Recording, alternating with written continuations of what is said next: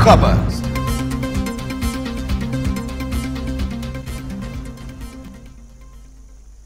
बिस्मिल्लाहिर्रहमानिर्रहीम, अस्सलामुअलैकुम। आप देख रहे हैं टीवी टुडे और मैं हूं जवाद बाकिर। सुर्खियां आपने मुलाहिजा की और अब खबरों की तफसीलात। इलेक्शन कमीशन ने NA 75 के इंतखाबात को कल अदम करार दे दिया। पूरे हल्के में दोबारा इलेक्शन कराने का हुक्म। चीफ इलेक्शन कमिश्नर ने कहा कि ज़िमनी इंतखाब शफाफ अंदाज में नहीं हुए, खौफ और हिरास फैलाया गया, लॉ एंड ऑर्डर भी ठीक ना था। NA 75 डेस्का में दोबारा इंतखाब 18 मार्च को होंगे। दोबारा इंतखाबात का हुक्म जारी कर दिया गया। इलेक्शन कमीशन ने NA 75 के इंतखाब को कल अदम करार दे दिया। पूरे हल्के में दोबारा इलेक्शन कराने का हुक्म।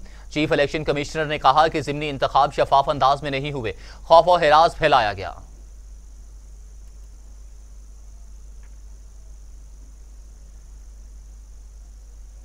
इलेक्शन कमीशन के फैसले पर मरियम नवाज कहती हैं कि डेस्का के अवाम का हक इनको वापस मिल गया। जाली सादक और अमीन को वोट चोर की सनद जारी। डेस्का के अवाम का शुक्रिया कि ना सिर्फ वोट दिया बल्कि वोट पर पहरा भी दिया और वोट चोरों को रंगे हाथों पकड़कर कानून के हवाले भी कर दिया। मरियम नवाज खुशी से निहाल। इलेक्शन कमीशन के फैसले पर मरियम नवाज ने कहा कि डेस्का के अवाम को उनका हक वापस मिल गया। जाली सादिक और अमीन को वोट चोर की सनद जारी।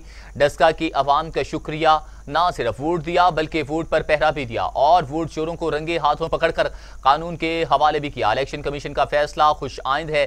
दूसरी जानिब उनका कहना था कि डेस्का के अवाम का भी शुक्रिया अदा करती हूँ, ना सिर्फ बल्कि वोट दिया बल्कि वोट पर पहरा भी दिया और वोट चोरों को रंगे हाथों पकड़कर कानून के हवाले भी कर दिया।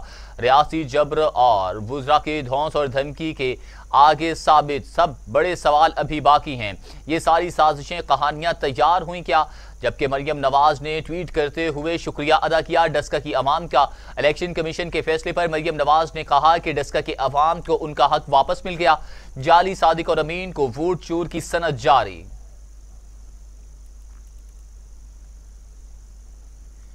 टेक्नोक्रेट और जनरल नशिस्तों पर तमाम जमातों के उम्मीदवार कामयाब। मुशाहिदुल्लाह मरहूम के बेटे अफनानुल्लाह खान भी सेनेटर बन गए। सैफुल्लाह सरवर न्याजी भी पंजाब से बिला मुकाबला सेनेटर मुंतखब। साजिद मीर, इरफानुल हक सद्दीकी, एजाज चौधरी, ओन अब्बास, कामिल अली आगा भी कामयाब। आजम नजीर तारर, सैयद अली जफर, डॉक्टर जरका, सादिया अब्बासी भी कामयाब हो गए। अहम खबर से आपको अपडेट किया जा रहा है। पंजाब से टेक्नोक्रेट और जनरल नशिस्तों पर तमाम जमातों के उम्मीदवार कामयाब हो गए। इसी हवाले से मजीद तफसीलात जानते हैं अली तारिक से। जी अली तारिक, बताइएगा।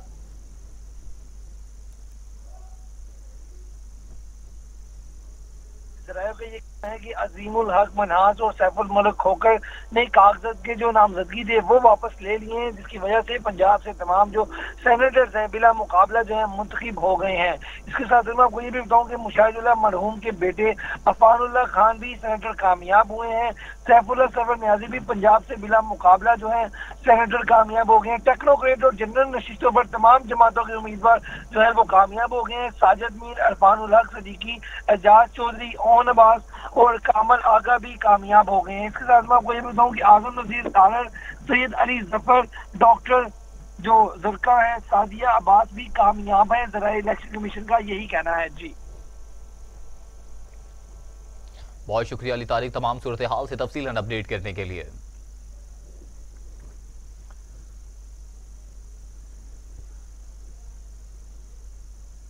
पंजाब से टेक्नोक्रेट और जनरल नशिस्तों पर तमाम जमातों के उम्मीदवार कामयाब। मुशाहिदुल्लाह मरहूम के बेटे अफनानुल्लाह खान भी सेनेटर बन गए।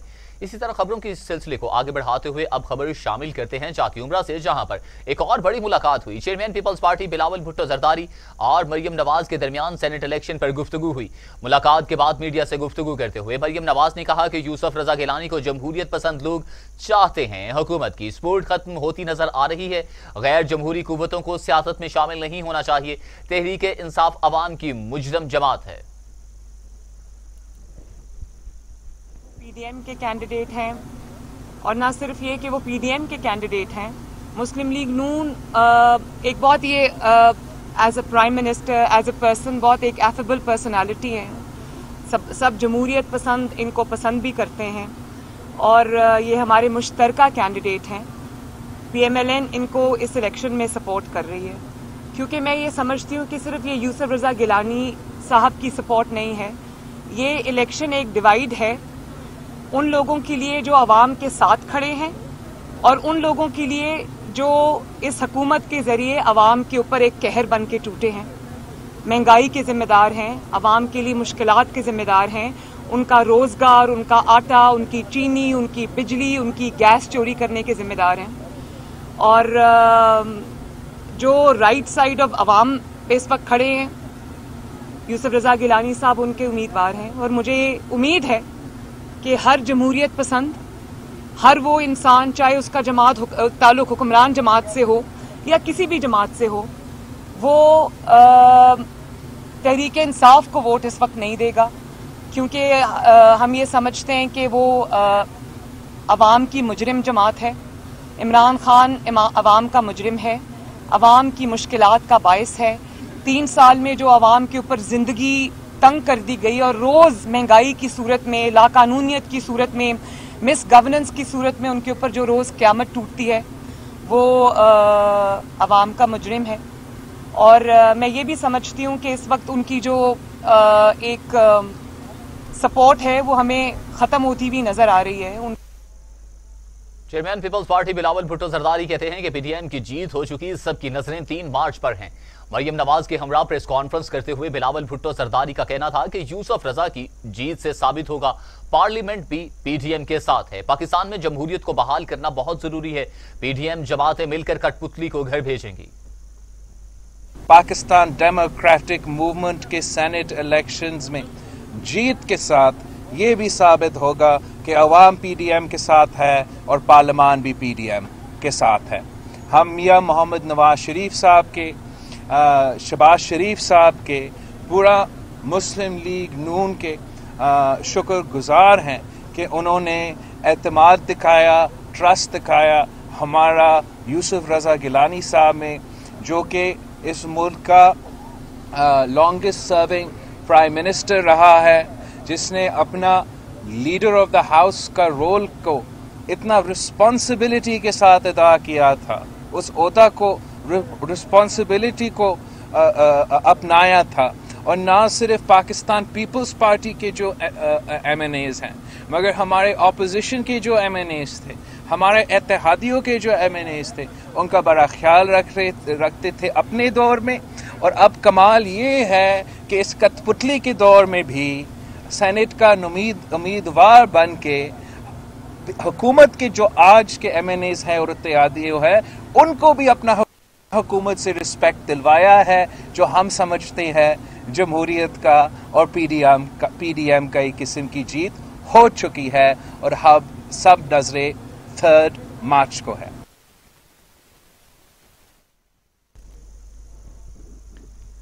इलेक्शन कमीशन के फैसले से झूठी राजकुमारी के बयानिए की मौत साबित होती है, जबकि जाती उम्र में एक और सीरी पाए और हरीसे की दावत हो गई। फिर दो साशी कवान की रहनुमा नून लीग पर कड़ी तनकीद, कहती हैं कि झूठी राजकुमारी ने फूलन देवी का रूप धार लिया है। हम तो इदारों का एहतराम करते हैं और इदारों को आजाद ही बनाना चाहते हैं। की मदद कर सकते, डेफमेशन फाइल करने जा रही हूँ, उसके खजाने से कुछ मुझे वो ब्रीफ केस जो डस्का में आपने बांटे वो अदालत में लाए, ताकि कम से कम मैं किसी मुस्तहिक नादार की मदद कर सकूं। कनीज़े दोएम वही है जिसके वालिद रेमंड डेविस के वकील थे, और कनीज़े दोएम वो है जिन्होंने कौम एक तरफ, कौम का मफाद एक तरफ, लेकिन डॉलर की चमक के आगे जिन्होंने अपना ज़मीर बेच के रेमंड डेविस की वकालत की। आज बेटी भी उसी नक्शे कदम पे चलते हुए, ये जितनी जिल्लत आपने डस्का के इलेक्शन में उठाई थी, अगर आपको चैन नहीं आया, सुकून नहीं आया और उसका रीप्ले देखना चाहते हैं, तो पीटीआई के कारकुनान जो हैं वो गुंडा अनासर, जराइम पेशा अफराद, नशियात फरोश और कब्जा माफिया का NA-75 से सफाया करने का तहैया कर चुके हैं। और इंशाल्लाह एक दफा फिर PMLN को मुंह की खानी पड़ेगी, और पीटीआई का जो चार्ज कारकुन है वो इन जाली शाही मुलाजमीन और शाही खानदान के वो तमाम दरबारी और हवारियों को खुलेआम चैलेंज करते हुए आड़े हाथों अमल का रद्द-ए-अमल तो होता है, पहले फिरदौस आशिक अवान तो दूसरी जानिब लीगी रहनुमा अज़मा बुखारी ने मुआवन ख़ुसूसी फिरदौस आशिक अवान को कड़ी तनकीद का निशाना बनाते हुए कहा कि फिरदौस आशिक अवान को किसी इखलाकियात का लिहाज नहीं। इलेक्शन कमीशन ने PTI को सर्टिफाइड वोट चोर करार दे दिया। इलेक्शन कमीशन के फैसले से इदारे की इज्जत में मजीद इज्जत और वक़ार बढ़ा। 75 का था जिसको पंजाब हुकूमत एज इंतजामिया करवाने में नाकाम हुई है, जिसके ऊपर चार्जशीट दी है इलेक्शन कमीशन ने, उसके लिए कोई सजा क्यों मुरतब नहीं की गई। इस तमाम दादागिरी, गुंडागर्दी और वोट चोरी के प्लानिंग के बाद मैं नहीं समझती कि पंजाब हुकूमत को और इस बुजदार हुकूमत को समेत इस फिरदौस आशिक अवान की जो सरगना थी इस सारे वोट चोरी की मुहिम का, इसको इनके ओहदों पर जो है वो बरकरार रखना चाहिए। और जब तक IG पंजाब, चीफ सेक्रेटरी और ये सब लोग जो हैं अपने अपने ओहदों पर मौजूद हैं, तब तक इंसाफ मुकम्मल नहीं हो सकता। और दूसरी बात यह है कि नया इलेक्शन कराने के लिए जितने भी अखराजात अब होंगे, मेरा मुतालबा है कि इलेक्शन कमीशन उसे इमरान खान, उस्मान बुज़दार और असद मलिक के जेब से जो है वो पूरा करे और नए इलेक्शन अखराजात जो हैं वो इनकी जेब से लिए जाएं। ये कोई खाला जी का घर नहीं है कि इनकी जो ख्वाहिशात को पूरा करने के लिए पूरी इंतज़ामिया इनके ताबे होगी और इनके जो है इन एडवेंचर्स के ऊपर जो है वो करोड़ों रुपए लगाए जाएंगे। सो मेरा मुतालबा होगा इलेक्शन कमीशन से कि अखराजात जो है वो इनकी जेब से हासिल किए जाएं। अभी मुझसे पहले फिरदौस अवान साहिबा, अमजद अवान साहिबा, जिनको मैं बाजी कहा करती थी, लेकिन मुझे अफसोस ये है, मुझे दिली हमदर्दी है इनके ख़ानदान से और इनकी बैकग्राउंड से कि इन मोहतरमा को जो है वो ना किसी इखलाकियात का लिहाज है और ना इनके पास कोई वो एक सॉलिड बात होती है। आती हैं, लचर गुफ्तगू फरमाती हैं, धमकियां देती हैं। मैंने सुना है मुझे नोटिस देने का ऐलान किया है, 100 बिस्मिल्लाह फिरदौस बीबी साहिबा।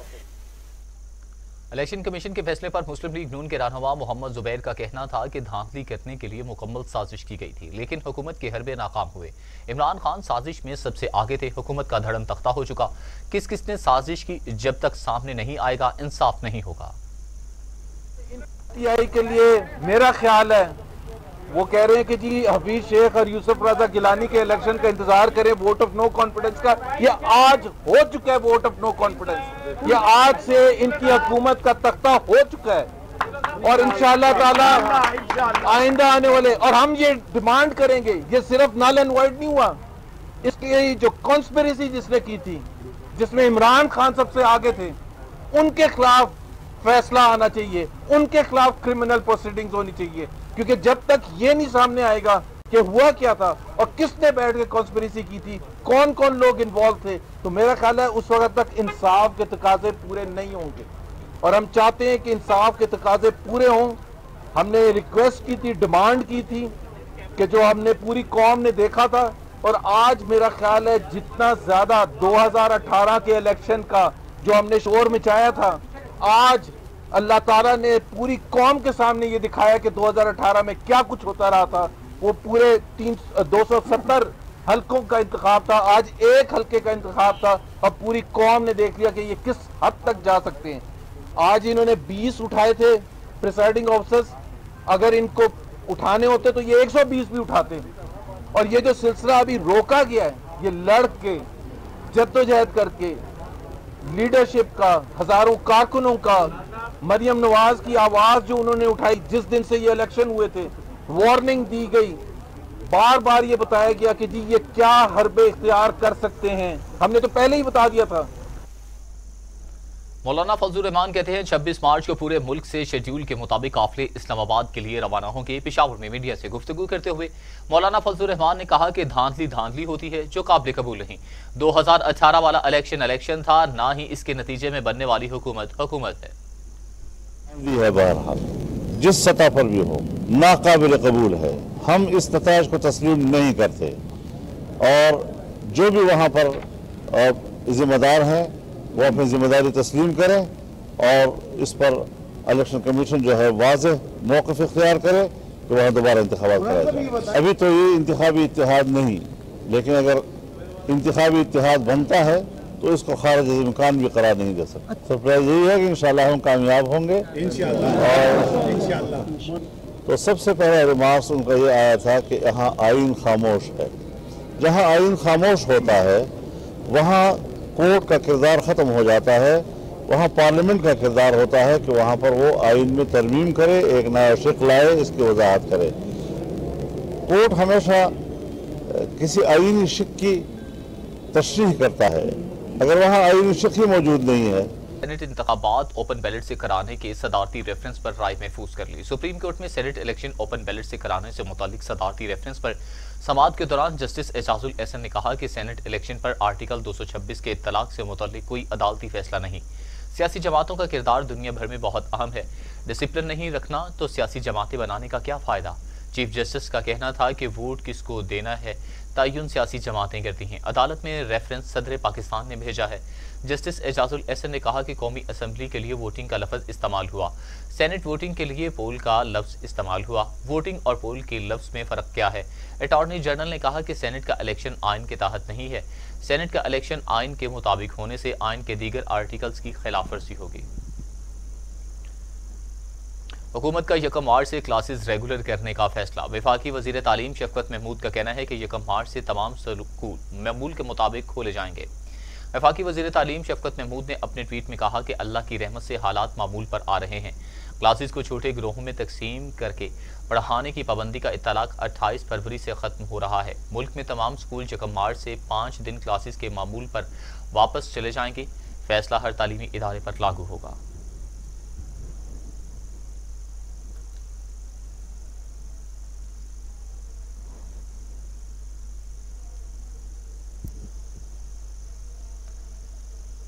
वज़ीर आज़म इमरान खान का वर्चुअल इजलास से खिताब जारी है। आइए आपको बराह रास्त लिए चलते हैं।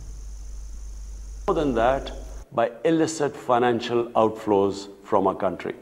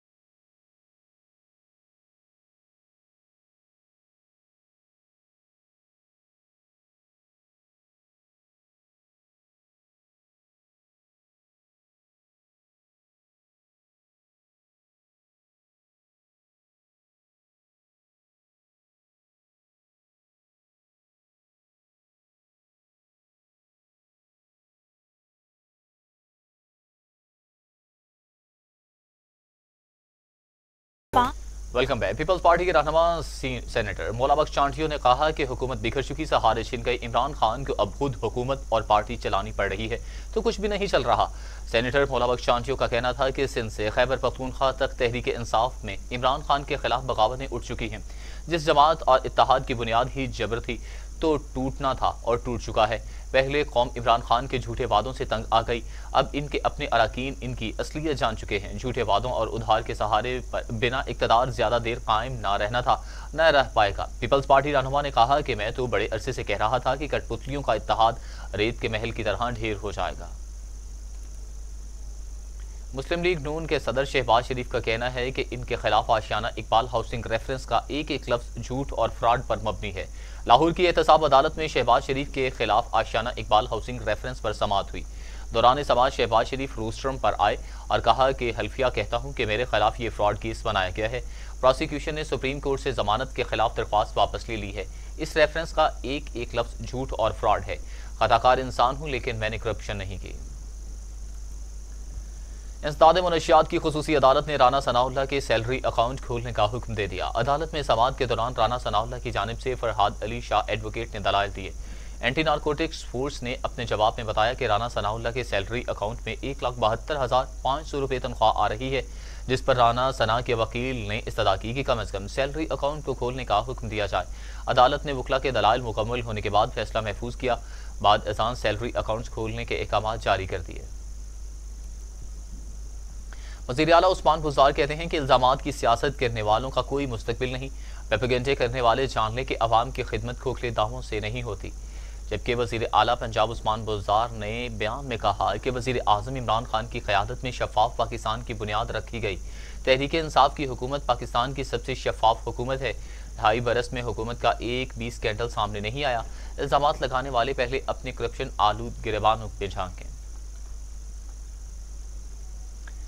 पाक भारत DGMOs का हॉटलाइन पर राबिता, पाकिस्तान और भारत का कंट्रोल लाइन सीज फायर मुआहदे पर इत्तफाक। ISPR के मुताबिक पाक भारत DGMOs के हॉटलाइन पर राबिते में LOC और दीगर तमाम सेक्टर्स की सूरत हाल का जायजा लिया गया। दोनों अतराफ को इशूज़ और तहफ़्फ़ुज़ात हल करने पर इत्तफाक किया गया। पाक भारत DGMOs की गुफ्तगू अच्छे माहौल में हुई। LOC पर फायरबंदी के मुआहदों पर अमल पैरा होने का आदा भी किया गया। वज़ीर ख़ारजा मखदूम शाह महमूद कुरैशी ने पाक भारत सीज़ फायर इत्तफाक को अहम पेशरफ्त करार देते हुए कहा कि भारत की जानिब से सीज़ फायर पर आमादगी खुशाइंद और मुस्तकबिल के लिए एक अच्छे आगाज़ साबित हो सकता है। वज़ीर ख़ारजा ने अपने बयान में कहा कि भारत को खुलूस नीयत के साथ इस सीज़ फायर मुआहदे की पासदारी करना होगी।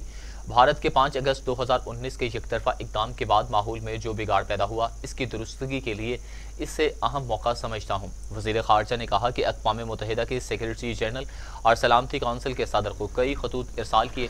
सीज़ फायर मुआहदे की खिलाफ वर्जी से जहाँ खित्ते में तनाव बढ़ रहा है, वहाँ अमन व अमान की शदीद खतरात लाहिक हैं। भारत को खुलूस नीयत के साथ इस सीज़ फायर मुआहदे की पासदारी करना होगी।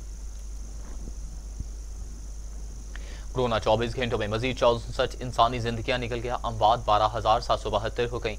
मजीद 1,361 अफराद वायरस की तशखीस हुई, जबकि 5,76,000 अफराद कोरोना में मुब्तला हो चुके। 5,40,000 से हिजाब, जबकि 23,281 मरीज ज़ेर इलाज हैं। कोरोना से मजीद 64 अफराद इंतकाल कर गए। पंजाब में 5,308, सिंध में 4,315, खैबर पख्तूनख्वा में 2,058, बलोचिस्तान में 199, गिलगित बिल्तिस्तान में 102, इस्लामाबाद में 494 अमवात कोरोना की वजह से हो चुकी हैं। दुनिया भर में कोरोना से हलाकतों की तादाद 25,11,000 हो गई। मरीजों की तादाद 11 करोड़ 32 लाख तक जा पहुंची। 8 करोड़ 88 लाख मरीज सेहतयाब भी हो चुके हैं। मौजी कोरोना वायरस के वार जारी हैं। अमेरिका में 5,19,000, ब्राजील में 2,50,000, मैक्सिको में 1,83,000, फ्रांस में 85,321 और सऊदी अरब में 6,475 अमवात हो चुकी हैं। न्यूज़ स्टूडियो से फिल वक्त के लिए इतना ही। मजीद खबरों और अपडेट के लिए देखते रहिए TV टुडे, क्योंकि खबर सबसे पहले।